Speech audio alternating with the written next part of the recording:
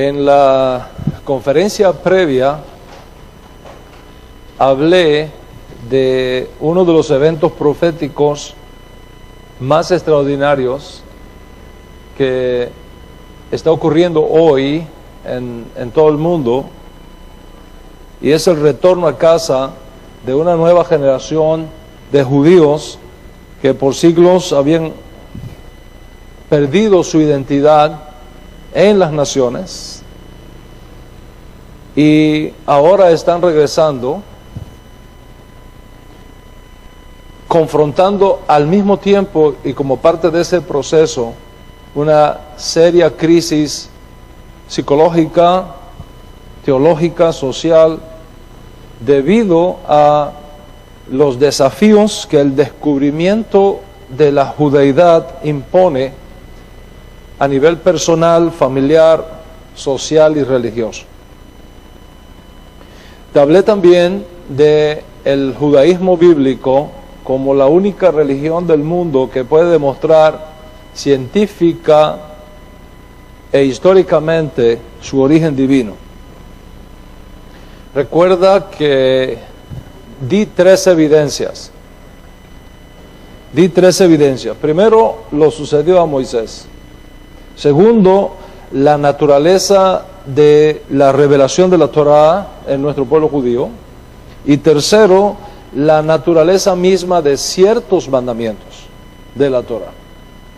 Y ahora tú sabes perfectamente que no hay religión en el mundo, de las 15,000 religiones que existen en el mundo aproximadamente, que puedan demostrar su origen divino, con la excepción del judaísmo bíblico.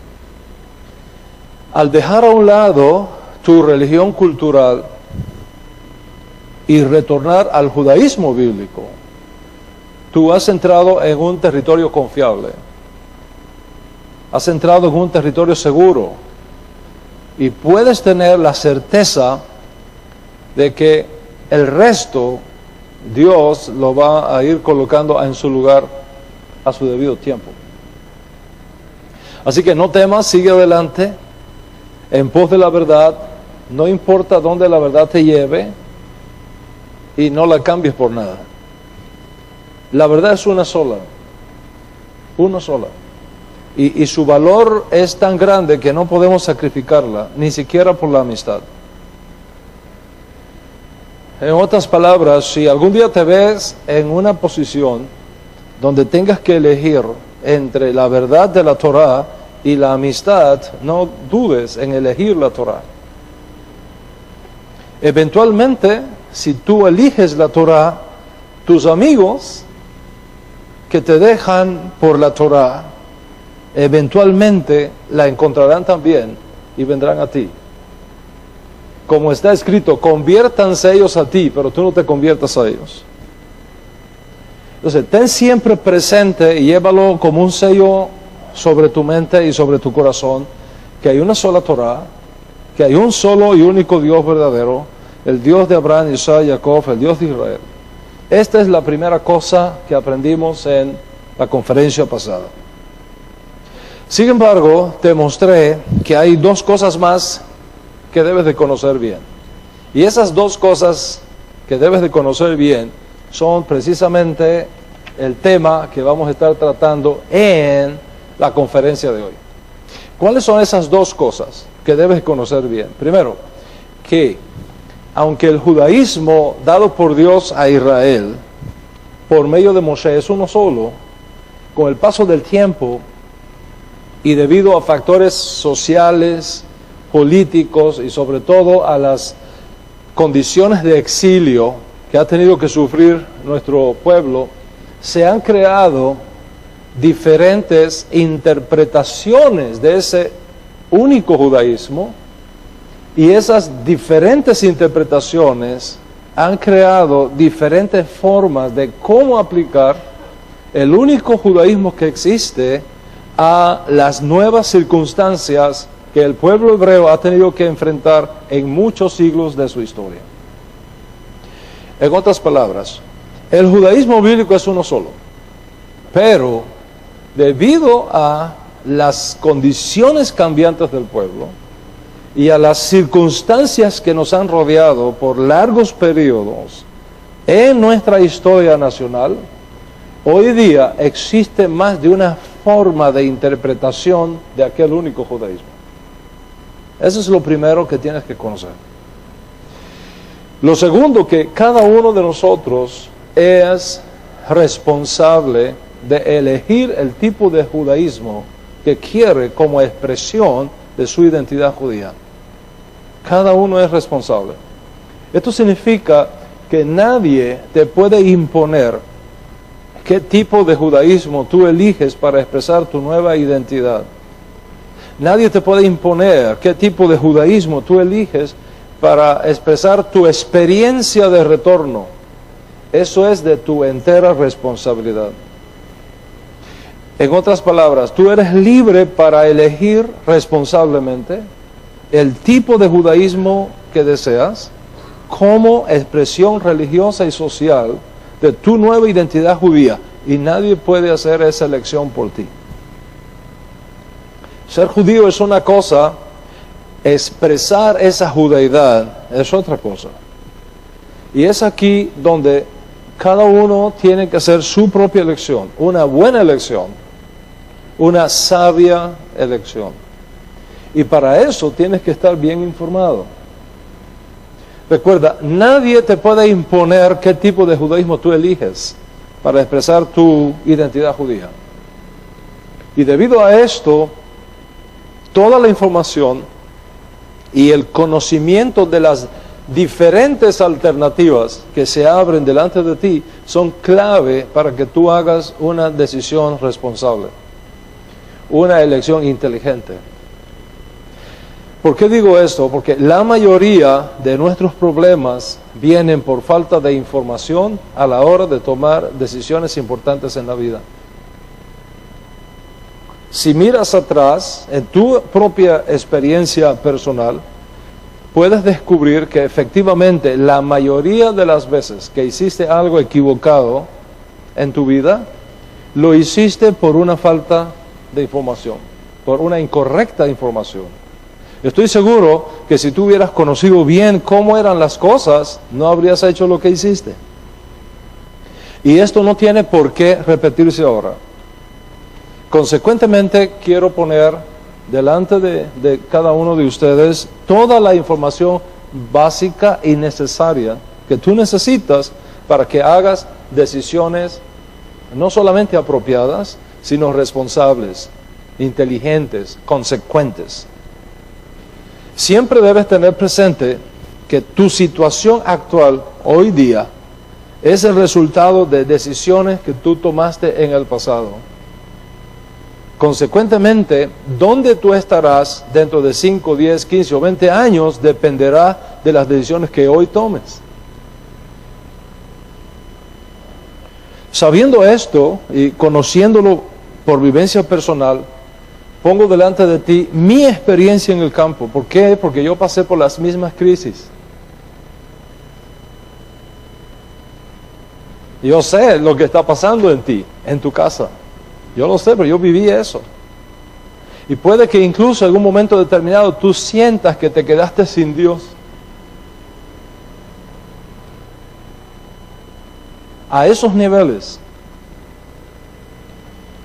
Entonces, nada es más importante para ti que estés bien informado, para que hagas buenas decisiones y para que vivas felizmente con los resultados de tu elección. Y justamente aquí es donde quiero mostrarte 3 cosas que son básicas. Número 1, al momento que alguien te diga que tú no eres libre para elegir el tipo de judaísmo que tú deseas para ti y para tu familia, al momento que tienes que colocar una banderita roja de precaución. Segundo, al momento que alguien te diga que solamente su forma de judaísmo es auténtica y que las demás no sirven, al momento que tienes que poner otra banderita de alerta.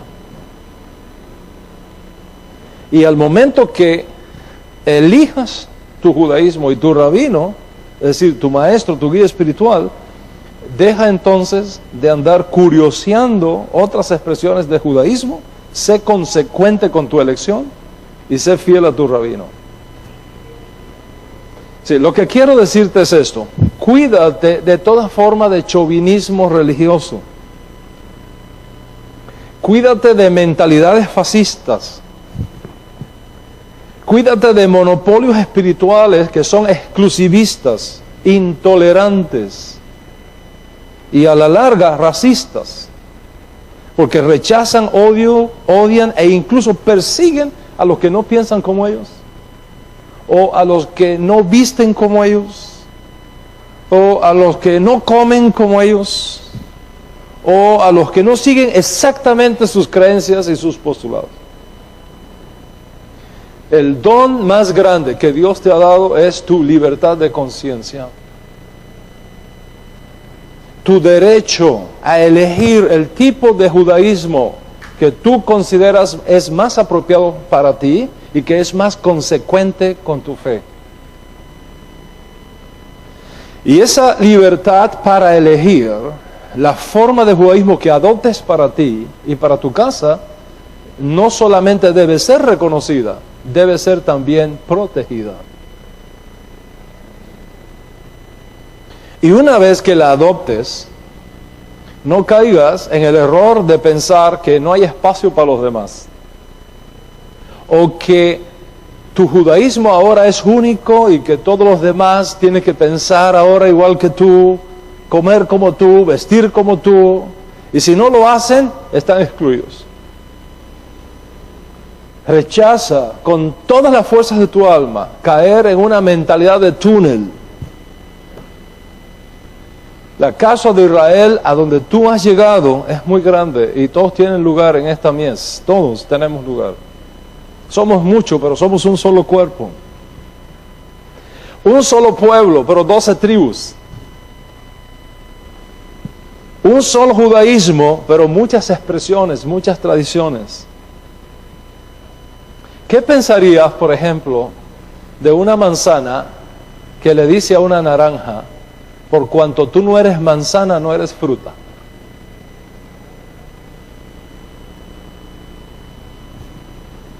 Inmediatamente reconocerías que la actitud exclusivista de la manzana es totalmente equivocada. Dios creó el arco en las nubes con muchos colores y cada uno tiene su lugar y entre todos hacen una armonía extraordinaria. Procura caer en el error de ser elitista, exclusivista, de pensar que solo nosotros existimos en el mundo y que si los demás no creen como yo o no practican como yo, no son judíos. Aléjate tanto como puedas de esos grupos reaccionarios y fanáticos que te niegan el derecho a pensar y elegir libremente. Y mira que te lo he dicho, para que cuando te encuentres con ese tipo de mentalidad, ya estás advertido. Dice, eso ya a mí me lo dijeron.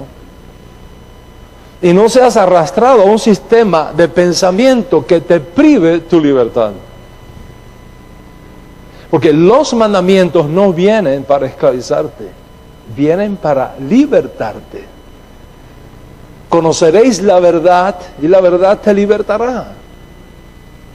Guardaré tus mandamientos y andaré en libertad. Entonces, a la hora de estudiar esto, tú debes tener un corazón donde quepa todo Israel.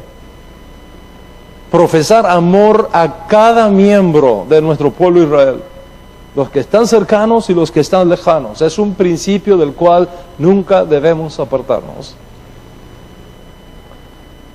Entonces, al momento de elegir el tipo de judaísmo que mejor consideres que expresa tu identidad judía, mientras más información tenga, muchísimo mejor. Y esto es precisamente lo que define el propósito de esta serie. Y para comprender mejor el tema de hoy vamos a dividirlo en varias secciones. En primer lugar, quiero hablarte del único judaísmo que existe como elemento que no tiene alteración, el judaísmo sinaítico, el judaísmo bíblico, el judaísmo que nace precisamente en el contexto de Shavuot, que es la fiesta, la santa convocación que tenemos en unos días con nosotros.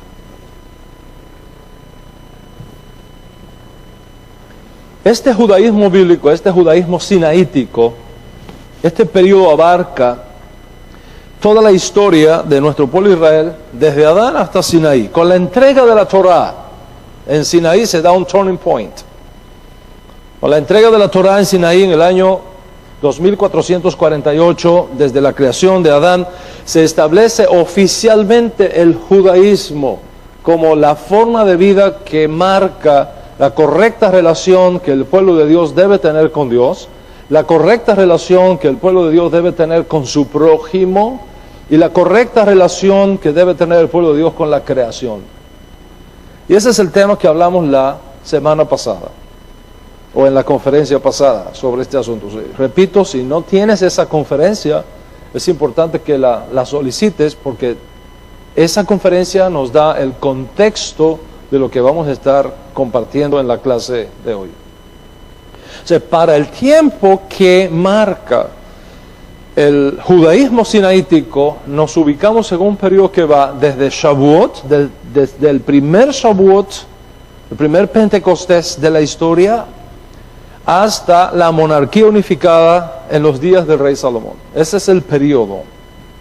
Y dentro de ese periodo, nosotros tenemos la conquista de la tierra por Josué, o Josué, como se ha traducido, el asistente de Moisés.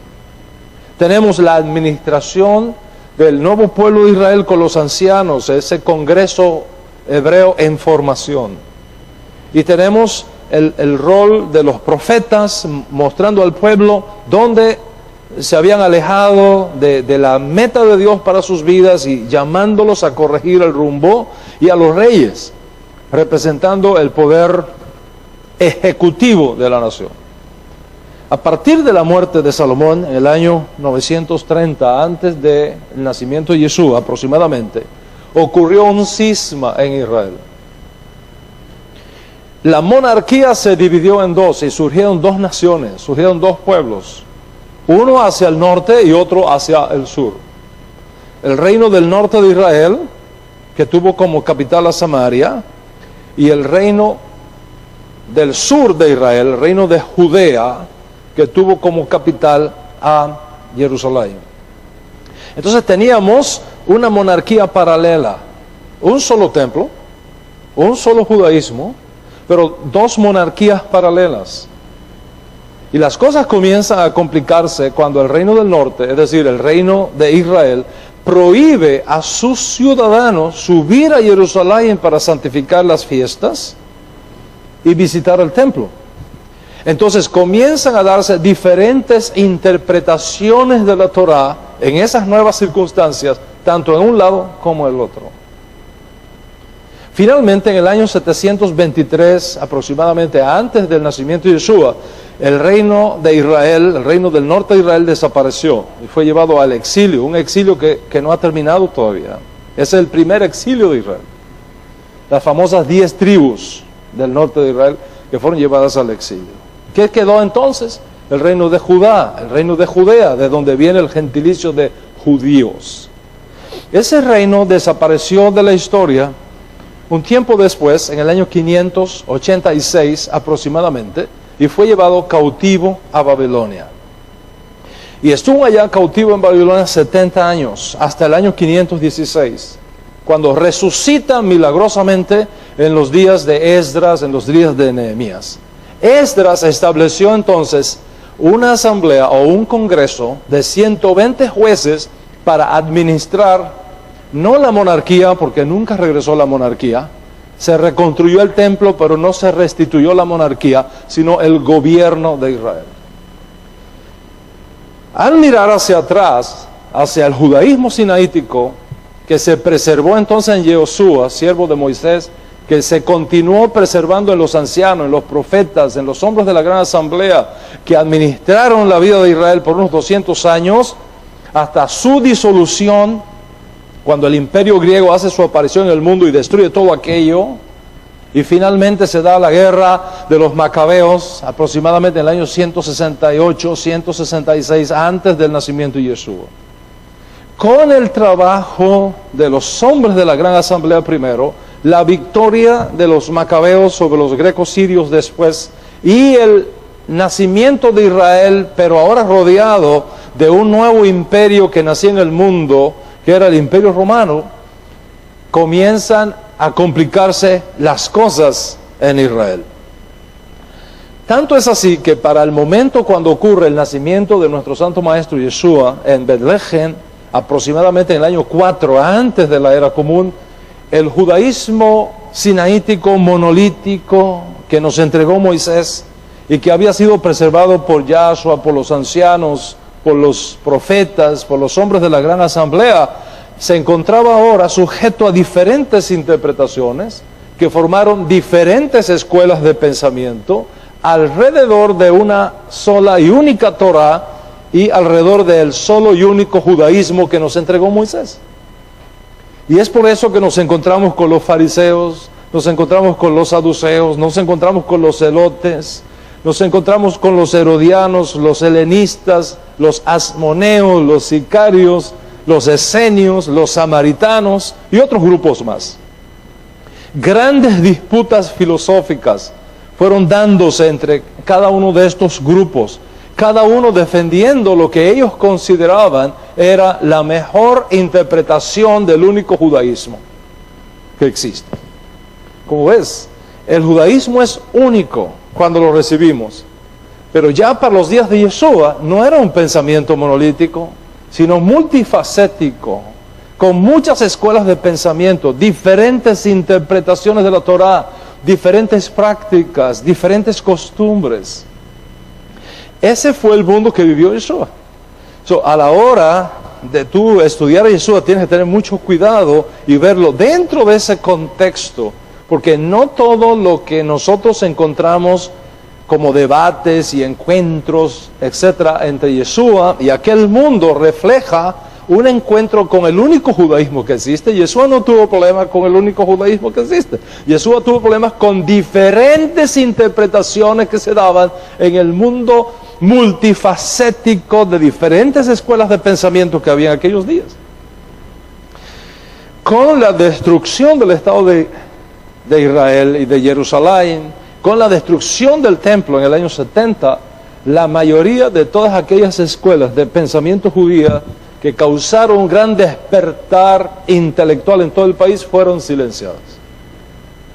Miles de judíos fueron masacrados. Léase la guerra de los judíos de Josefo, está en español también, para que ustedes puedan captar la profundidad del desastre nacional que representó la pérdida de Jerusalén y la pérdida del templo en el año 70.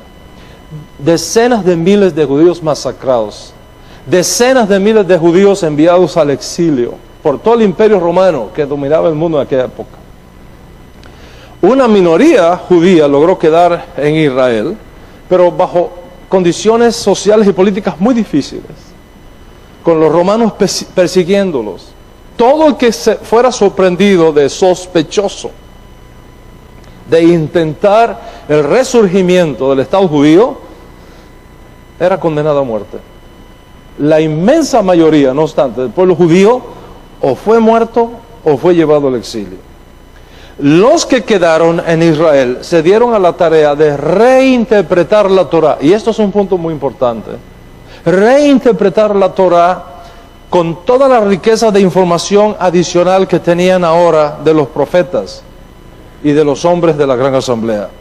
Fueron los fariseos, precisamente, los fariseos formados en la escuela del Rabí Hillel, los grandes reformadores del judaísmo post-Jerusalén y templo del año 70.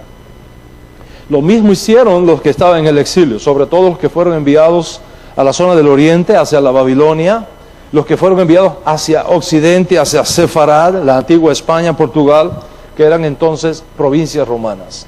Y es aquí donde nosotros comenzamos ahora a ver el surgimiento de diferentes nuevas interpretaciones del judaísmo, producto de las nuevas circunstancias que se dan sin gobierno de Israel, sin el Estado de Israel, sin Jerusalén, sin templo. En Tiberias, por ejemplo, una ciudad que está al norte de Israel, los rabinos escondidos que están allí lo transformaron en el centro cultural judío más importante después del desastre del año 70. Y los judíos que se fueron a Babilonia, allá desarrollaron una escuela de reinterpretación de la Torá sin Jerusalén y sin el templo. Y estos dos puntos cardinales, Tiberias por un lado, Babilonia por el otro, crearon el balance del auge intelectual judío de la época. Los maestros judíos en la Babilonia del este comenzaron a realizar un enorme trabajo intelectual de cómo debemos interpretar la Torá y aplicarla al pueblo ahora que no tenemos a Jerusalén, ahora que no tenemos el templo, ahora que no tenemos sacrificios. Y lo mismo hicieron los judíos de Tiberia. Y lo mismo hicieron en menor medida los judíos occidentales esparcidos en la antigua Sardis o Sefarad. Luego vinieron otras revueltas judías contra Roma en un intento de ganar la soberanía nacional, de establecer un nuevo Estado judío, pero aquellos brotes fueron ahogados en sangre y el resultado fue que desapareció por completo todo bastión de esperanza, de reconstrucción nacional en los días del gran rabino Akiva y del gran líder militar Bar Kosiba. Estamos hablando aproximadamente del año 132 al 134 de la era común. El resultado de esto es que se formaron varias escuelas de pensamiento en el exilio. Y finalmente, para hacerte la historia corta, se crearon tres corrientes del judaísmo único que recibimos en Sinaí.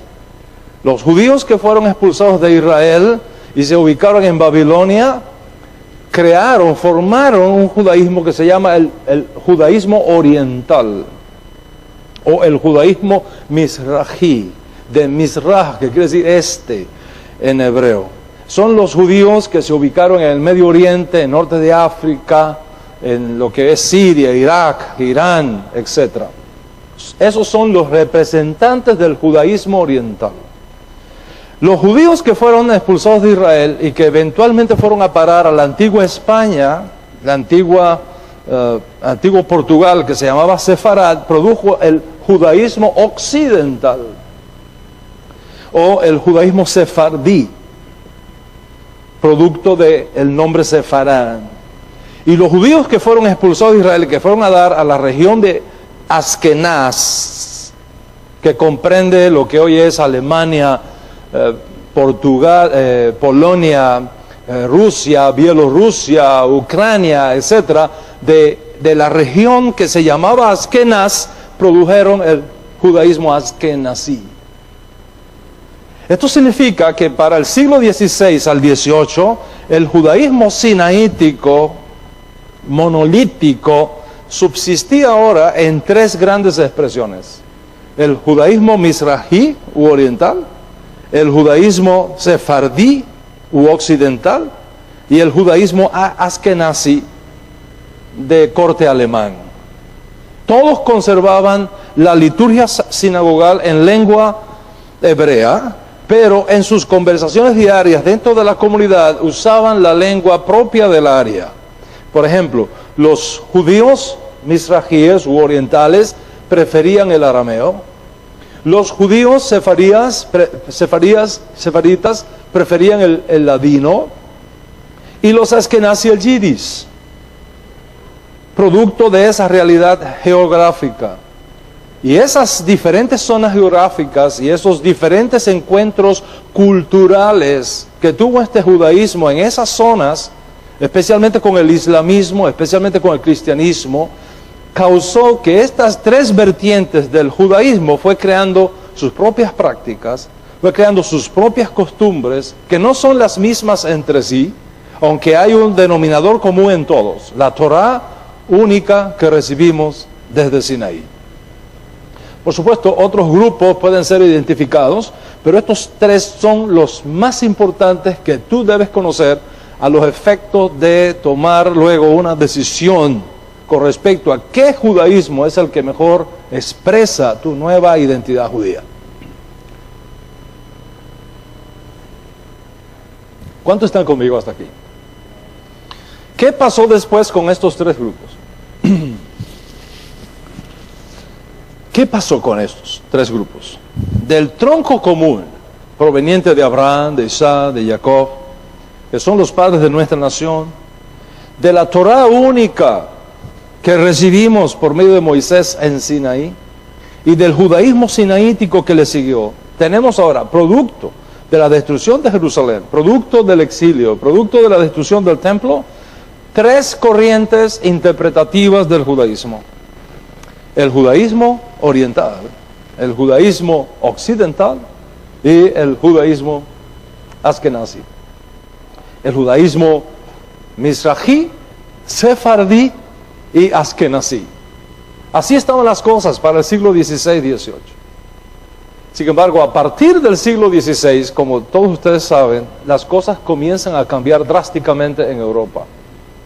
Un enorme movimiento cultural se da en esa región del mundo que afecta sobre todas las cosas al judío askenazí. También al sefardí, y mucho menos al mizrahi, pero sobre todo al askenazí. Fue un tiempo de grandes avances científicos, de grandes descubrimientos científicos para la época, la difusión de nuevas ideas humanistas que comienzan a cambiar el mundo de aquella época, la creación, conceptos nuevos de la creación, conceptos nuevos del hombre, la Revolución Francesa que se da en este tiempo. Se comienzan a discutir nuevos enfoques de ver el mundo, nuevos enfoques de ver la religión y la ciencia, y de una Europa marcada por el dominio del pensamiento religioso católico, comienza a surgir una nueva Europa humanista, secular, científica. Sí, los avances científicos cambiaron la sociedad europea. El invento, la creación de la máquina de vapor, la reforma protestante, el surgimiento de la imprenta, la difusión de las nuevas opiniones ahora al alcance de la mayoría con la impresión en papel de las ideas, la teoría de la evolución, el surgimiento del capitalismo como teoría social y económica, creando un nuevo sentido de la ciudad, del trabajo, de la metrópoli, de la política, del comercio. Todos estos elementos comienzan a tener choques culturales con cada una de estas tres corrientes del judaísmo. La mizrahi, la sefardí y sobre todo la askenazí. Las nuevas condiciones de vida que surgían del hombre que se transformó en el centro del pensamiento europeo, con una sociedad más abierta, el avance científico, el surgimiento de las fábricas, el nuevo sistema de generar riquezas, todo eso fue una revolución cultural, una revolución en las artes, una revolución intelectual, una revolución industrial. Y para fines del siglo XVIII va surgiendo 10.000 kilómetros al oeste un nuevo gigante social, político y económico, los Estados Unidos de América. Seríamos demasiado ilusos si pensáramos que nada de esto influyó en el mundo judío oriental y occidental. Influyó. Las comunidades judías bajo el dominio del cristianismo por un lado o bajo el dominio del islamismo por el otro, y muchas veces sujetas a la vida escondida, desarrolló la cultura del gueto. Y esa cultura del gueto fue impactada por este despertar cultural, social y científico. Los beneficios innegables de la libertad del pensamiento, los beneficios de posibilidades nuevas de generar riquezas,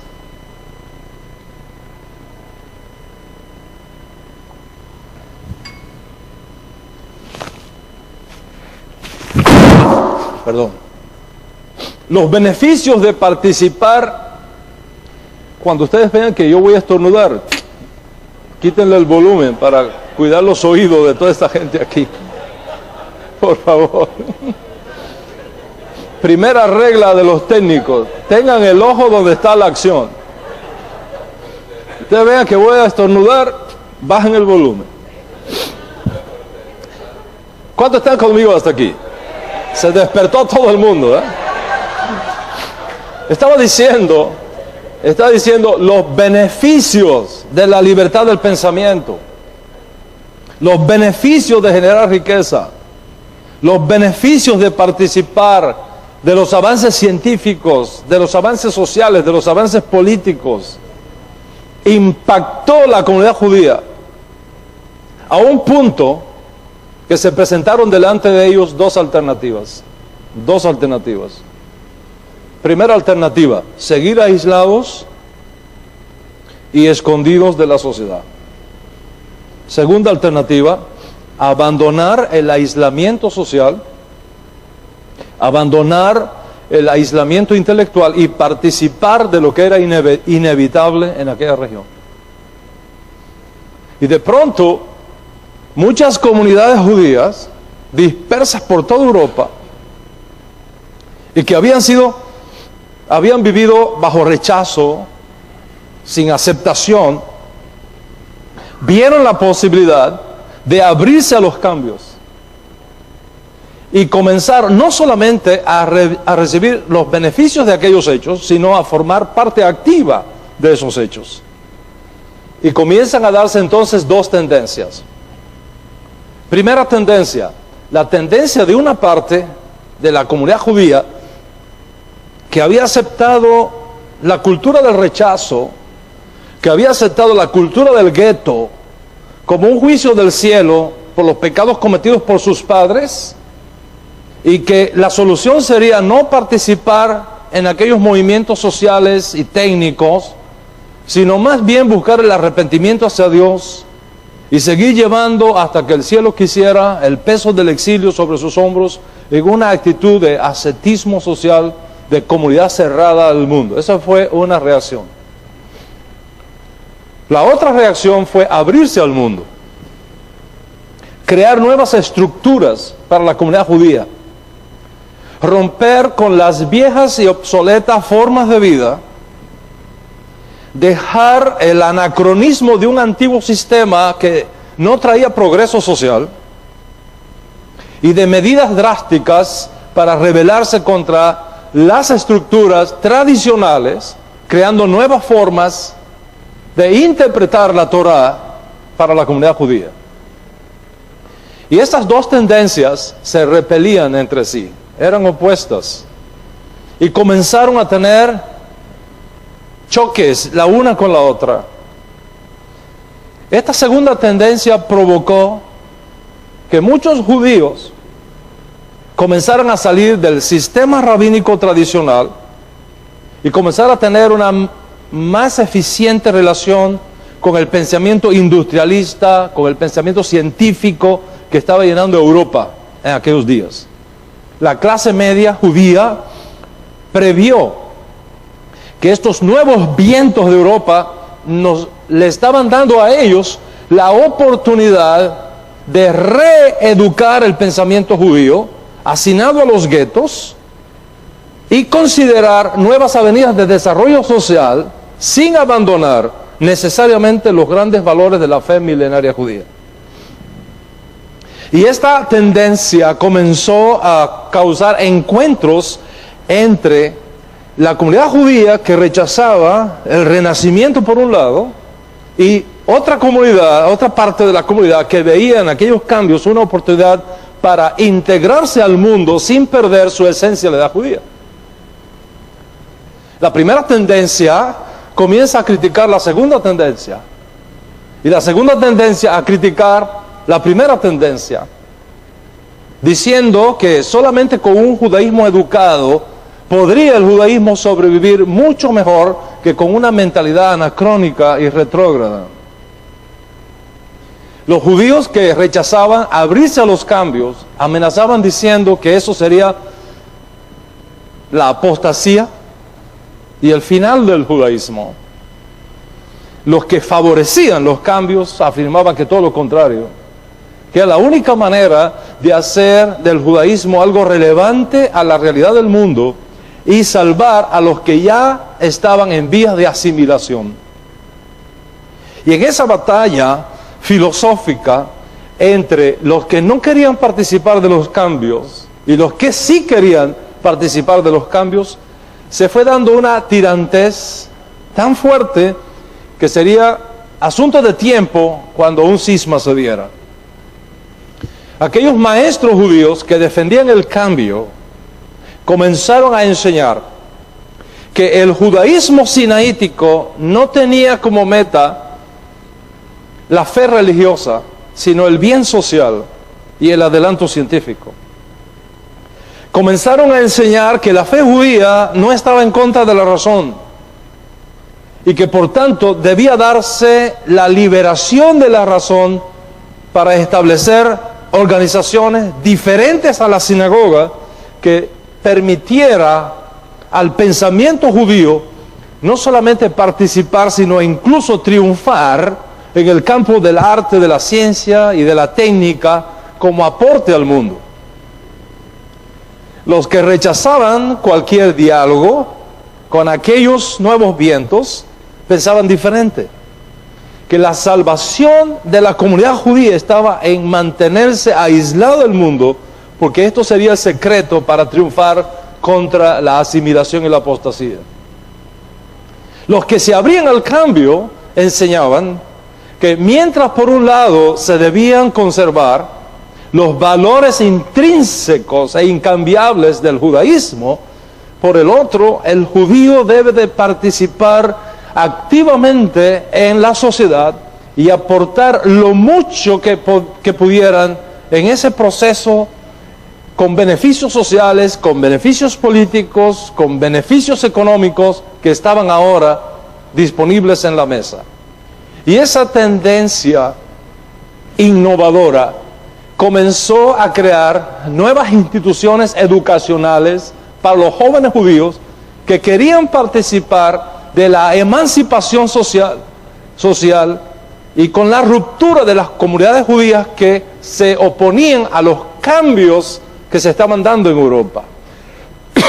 Y es ahí donde comienzan a surgir yeshivot o seminarios judíos, escuelas judías con pensamientos renacentistas que buscaban estudiar la judeidad desde el punto de vista social y técnico, sin abandonar lo básico del judaísmo ancestral, del judaísmo Moisés. Los nuevos rabinos surgidos enseñaban que era del todo inaceptable la ignorancia que prevalecía en las comunidades judías tradicionales y que la adquisición del conocimiento científico era el mejor antídoto contra la ignorancia. Se levantaron rabinos que decían, tenemos que estudiar Torah, pero también nuestros muchachos tienen que estudiar matemática, tienen que estudiar física, tienen que estudiar química, tienen que estudiar negocios, tienen que conocer las herramientas que tienen el potencial de elevar la calidad de vida de la vida judía. ¿Qué pasó? Que los hijos nacidos en esa nueva tendencia comenzaron a hablar otras lenguas, aparte de su yiddish o aparte de su ladino. Comenzaron a hablar el alemán, comenzaron a hablar el francés, y eso causó el contacto de comunicación del judío con otras culturas. De tal manera que para fines del siglo XVIII y principios del siglo XIX surge entonces en Europa una nueva generación de judíos cuya lengua social, cuya lengua cultural ya no era el arameo, ya no era el yiddish, ya no era el ladino, es decir, el idioma de su comunidad escondida, sino el idioma vernáculo de su país. Así que esta nueva generación, mientras que por un lado estaba estudiando Torah en hebreo, o en yiddish, o en ladino, por el otro estaba estudiando ciencias sociales, humanidades, matemáticas, química, comercio, y comienzan a subir periódicos judíos en otra lengua que el yiddish, en otra lengua que el ladino. Y pasó que los padres que no veían apropiado abrirse al cambio, no sabían lo que sus hijos estaban leyendo en los periódicos, porque no hablaban el alemán, no podían entender el alemán, no podían entender el francés. Los hijos entendían la nueva lengua, pero los padres no. Creo que los que vivimos aquí en Estados Unidos somos conscientes de esta realidad, porque hoy día nosotros tenemos muchos padres que no saben el inglés, pero los hijos hablan el inglés. Y los padres se ven en una situación que no saben qué hacer con los hijos. Al extremo de que en una ocasión un chico se portó mal y le mandan una nota al papá de que tiene que ir a ver al director de la escuela. Y el hijo le sirve de intérprete. Entonces el director le dice, dígale a su mamá que usted se está portando muy mal. Dice ella que soy el mejor estudiante de la clase. Y la madre, ¡oh, Baruch Hashem! Cuenta la situación que se estaba dando. Entonces, los muchachos, se crea una nueva generación, produjo un nuevo judío. Europa produjo un nuevo judío. El judío que tenía la razón como su primera fuente de interpretación de los hechos del mundo. Y la Torá solamente como un eslabón para mantener los grandes valores éticos y religiosos que no podían ser cambiados en sus vidas. Y poco a poco se estudiaba más ciencia social y económica que Torá. Y eventualmente se transformó en una nueva forma radical del judaísmo. Y es para ese tiempo que surge un rabino que yo considero es el padre intelectual de todo este movimiento, que es el rabí Abraham Geiger. Una luminaria que enfatizó la importancia no solamente de reformar la fe judía, sino la interpretación judía que se había dado hasta ese día. Las palabras del rabí Abraham Geiger: no podemos cambiar la Torá, pero llegó la hora de cambiar las viejas interpretaciones de la Torá que no son funcionables en el mundo de hoy. Eran los años de 1840 a 1870. Ese era su pensamiento. Esto es lo que decía el rabí Geiger: si los judíos vamos a difundir el monoteísmo de la Torá en el mundo, no podemos hacerlo escondido en los guetos. Tenemos que abrirnos al mundo. Tenemos que dar a conocer los valores éticos de la Torá, e incluso aquellos judíos que están asimilados en el cristianismo, facilitarles que regresen a la fe judía. Para el rabino Abraham Geiger, la reformación del judaísmo era necesaria para terminar con la hegemonía del cristianismo en Europa, y que la gente supiera que el monoteísmo judío, el cual no podía darse en el gueto, sino en las fábricas y en las escuelas y en las instituciones políticas y en las universidades, sería el éxito del judaísmo. ¿Dónde encontró el rabí Geiger inspiración para su propuesta, para su teoría de reformación del judaísmo? La encontró en los fariseos de la época de Yeshua. En los fariseos de la época de Yeshua. Al encontrar lo que hicieron los fariseos en los días de Yeshua, él se dio cuenta de que no solamente no se puede entender a Yeshua fuera del judaísmo, sino que es necesario hacer lo que los fariseos de los días de Yeshua se atrevieron a hacer. ¿Qué fue lo que se atrevieron a hacer los fariseos en el día de Yeshua? Eso es exactamente lo que vamos a tratar en nuestra próxima conferencia. Y espero que usted no podrá perdérsela por nada.